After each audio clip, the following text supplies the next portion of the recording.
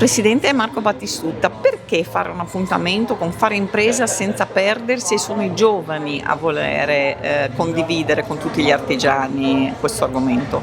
Allora, questo evento può senz'altro aiutare le imprese, ma soprattutto aiutare le imprese, quelle dei giovani, quelle aperte negli ultimi anni, perché un'impresa giovane appena aperta chiaramente necessita un aiuto in più, anche uno sviluppo in più per crescere, quindi sapersi organizzare, saper fare impresa senza perdersi può essere l'occasione per non perdersi e crescere e dare un contributo alla valorizzazione sia della propria azienda ma anche del territorio.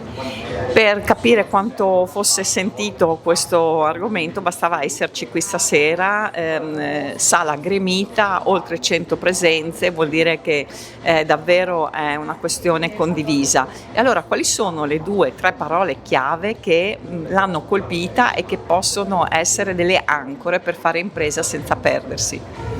Allora, vedere tante persone qua vuol dire che senz'altro è un tema che può interessare molto le persone, è un tema di sviluppo e quindi riuscire a vedere come un'impresa non si perde, può migliorare, questo comunque mi ha fatto riflettere anche me su cosa si può fare. Gli esperti hanno dato qualche suggerimento, quali sono le parole chiave secondo lei che vale la pena ricordare?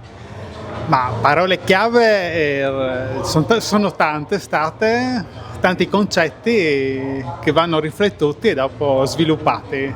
Quindi ognuno troverà la sua di ancora, infatti lo psicologo ha detto prima di tutto occorre ritrovare se stessi.